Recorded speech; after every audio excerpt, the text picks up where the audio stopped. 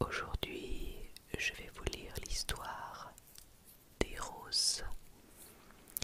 Des roses et Psyché. Psyché, Psyché, Psyché.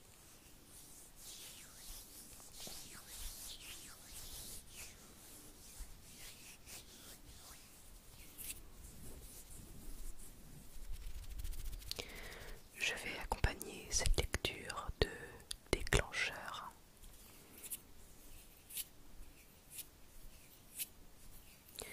J'ai pas mal d'objets tout autour de moi. D'ailleurs, je suis envahie d'objets en tout genre, donc je piocherai par-ci par-là.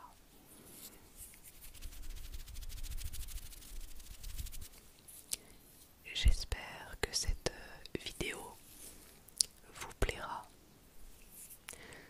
Je ne sais pas si vous pouvez le remarquer, mais je suis mi-grise, mi-blonde, on va dire. Donc voilà, c'est parti. Un roi et une reine avaient 3 filles, chacune d'une beauté remarquable. La cadette, toutefois, Psyché, Psyché, d'une beauté encore supérieure à celle de ses sœurs, est considérée dans le monde entier comme une nouvelle Aphrodite, au point d'être devenue l'objet d'un culte. Aphrodite, déesse de la beauté et de l'amour, en conçoit une jalousie féroce. Elle décide de se venger en suggérant à son fils, Eros, de faire en sorte que Psyché s'éprenne d'un amour ardent pour le dernier des hommes. Un homme si bas que par le monde entier, il ne puisse trouver son égal en misère. Psyché, malgré sa beauté, mais aussi en raison du culte indu dont elle est l'objet, ne tire pourtant aucun parti de sa situation. Elle ne trouve pas de mari et se morfond dans la solitude. Elle en vient à haïr cette beauté qui finalement l'accable et la maintient captive. Le père de Psyché, inquiet du sort de sa fille, décide de consulter l'oracle d'Apollon, qui lui dévoile que celle-ci épousera un être à la réputation monstrueuse. Psyché, soupçonnant quelque colère céleste, mais soucieuse d'obéir aux dieux, se soumet au décret divin et, selon l'oracle d'Apollon, est exposée sur un rocher où elle est abandonnée de tous à son destin. Un vent léger l'emporte alors vers une vallée située au-dessous. Elle y découvre des lieux enchanteurs, un palais où elle fait la connaissance d'un mari invisible qui la rejoint chaque nuit, mais qui s'évanouit d'entre ses bras dès que vient le jour. Celui-ci l'enjoint dans la nuit de ne jamais chercher à voir son visage, car tu ne le verras plus si tu le vois. Les sœurs, inquiètes du sort de Psyché, cherchent à la retrouver. Psyché perçoit leur plainte. Le mari invisible mais prévenant met en garde Psyché contre des retrouvailles qui pourraient nuire à leur union, d'autant plus qu'elle a conçu en son sein le fruit de leur amour. Psyché, malgré les conseils de son mari, par ses sœurs. Parvenues auprès du rocher où Psyché a été enlevée, les sœurs se lamentent.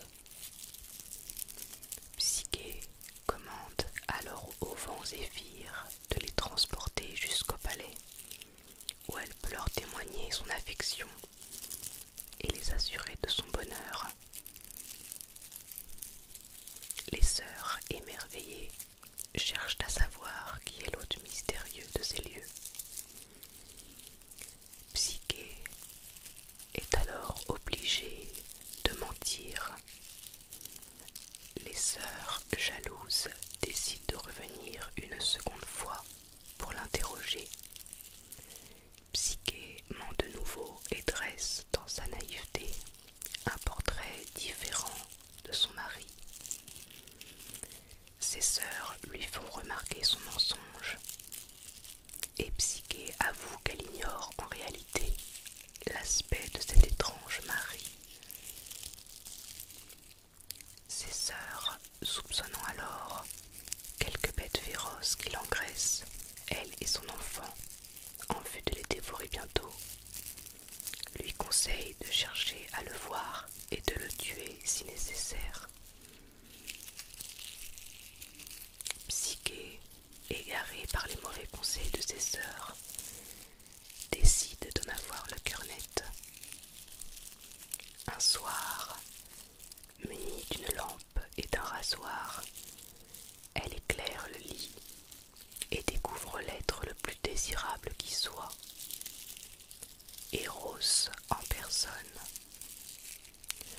Le grand dieu qu'elle reconnaît, entre autres, grâce aux armes posées au pied du lit. Se saisissant d'une flèche du dieu pour en éprouver la pointe, elle se blesse le doigt jusqu'au sang. Elle tombe alors dans l'amour de l'amour, et brûlant de plus en plus de désir pour le désir, elle se penche vers le dieu toute béante d'avidité. Et voici que la lampe vomit du haut de sa lumière une goutte d'huile bouillante sur son épaule droite. Le dieu du désir, trahi, s'envole, non sans avoir révélé à Psyché qu'il s'était pris d'elle en se perçant lui-même de ses traits pour la préserver de la vengeance de sa mère, Aphrodite, qu'il avouait à l'homme le plus vil de la terre.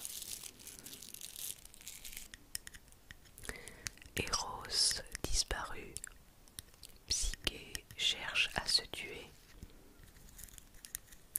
Commence une longue période d'errance. Elle quitte le palais du dieu et se venge d'abord de ses sœurs, mauvaises conseillères, en leur promettant par ruse un mariage avec Eros, qui l'a chassée, en lui confiant qu'il épouserait volontiers l'une d'elles. Les sœurs envieuses tombent dans le piège et se rendent chacune auprès du rocher où elles invoquent Zéphyr, le souffle divin. Elles se jettent alors au passage du premier souffle venu dans le vide et s'écrasent sur des rochers, Zéphyr n'étant pas au rendez-vous.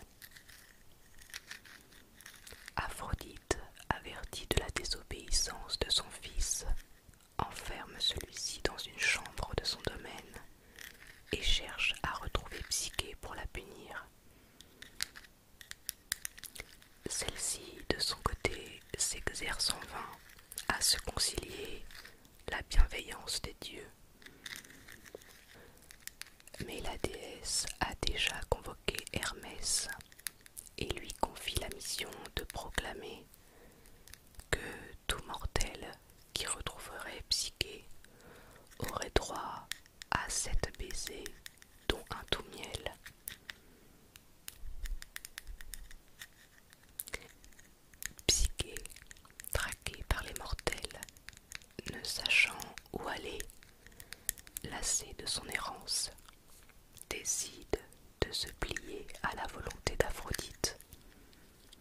espérant adoucir sa fureur. À proximité de sa demeure, l'une des servantes nommée Habitude la reconnaît, se saisit d'elle et la traîne par les cheveux. Sitôt introduite dans la demeure d'Aphrodite, elle est livrée à deux autres servantes de la déesse, Tristesse et Inquiétude, qui la tourmentent. Aphrodite impose ensuite à Psyché 4 épreuves qui la laisseront chaque fois plus brisée, malgré une aide providentielle divine dont on soupçonne qu'elle est celle d'Eros qui agit à distance depuis sa prison à travers les éléments du monde. Malgré cela, désespérée, Psyché ne cherche qu'à mourir. La dernière épreuve redoutable, qui en réalité comporte un piège subtil, consiste à se rendre aux enfers pour se procurer un peu de beauté divine pour les soins d'Aphrodite. Psyché, ne sachant comment faire, envisage de se jeter du haut d'une tour, sûre de parvenir par ce moyen au séjour des morts. Mais la tour se met à parler soudainement, la suppliant de renoncer à son projet. Elle lui prodigue des conseils pour accomplir sa mission sans mourir. Psyché obéit scrupuleusement et ressort victorieuse munie du précieux coffret que lui a donné Perséphone. Elle succombe toutefois à la tentation de se parer d'un peu de beauté divine, comme s'il s'agissait d'un phare en pleine lumière, croyant plaire ainsi à son bel amant qu'elle espère revoir. Or, c'est ici qu'est le piège. Jamais la beauté divine ne saurait être saisie en dehors d'une relation à la divinité, et à l'intérieur du coffret, elle ne trouve rien d'autre qu'un sommeil mortel à l'image de son vain désir, qui l'envahit progressivement et la laisse bientôt comme une morte sur le chemin. Eros, rétabli de sa blessure et désireux de revoir sa bien-aimée, s'échappe de la prison maternelle et part à la recherche de Psyché. Il la trouve inanimée sur le chemin. Pris de compassion, il éponge le sommeil mortel et la réveille en la piquant d'une de ses flèches. L'enjoint, malgré sa faute, d'accomplir sans tarder sa mission auprès de sa mère Aphrodite, en lui apportant le coffret, et s'envole aussitôt chez Zeus pour plaider la cause de leur union. Zeus, qui aime beaucoup Eros malgré ses turpitudes, consent à lui donner Psyché, une mortelle, en mariage, et convoque une assemblée des dieux pour célébrer les noces. Hermès enlève Psyché dans l'Olympe. Zeus tend la coupe d'ambroisie à Psyché pour lui conférer l'immortalité. La colère d'Aphrodite s'apaise, Psyché ayant été rendue digne de son fils Eros. Les noces sont célébrées dans l'harmonie. L'union d'Eros et Psyché donne au ciel naissance à une fille nommée Volupté. Volupté, volupté.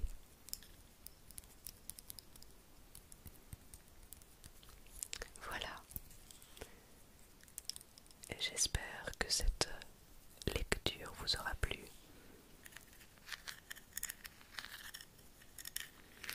Je m'excuse des bruits extérieurs que vous pourrez entendre. C'est le printemps, donc il y a des oiseaux. Et comme actuellement il fait beau, il y a beaucoup de gens de sortie. Et les voisins restent dehors assez tard.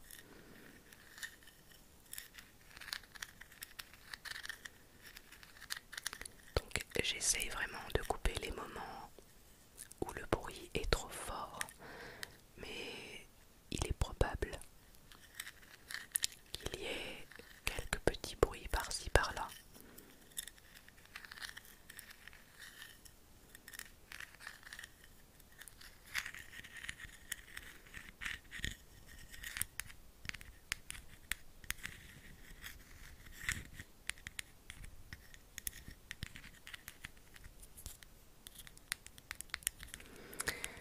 j'essaye aussi de lire assez doucement. Seulement, il se trouve que j'ai Léon. Il se trouve que j'ai un débit assez rapide dans la vraie vie, donc c'est pas simple. J'espère que ça ne sera pas trop rapide. Je termine cette vidéo ici car Léon est en train de se réveiller. Et quand Léon se réveille, c'est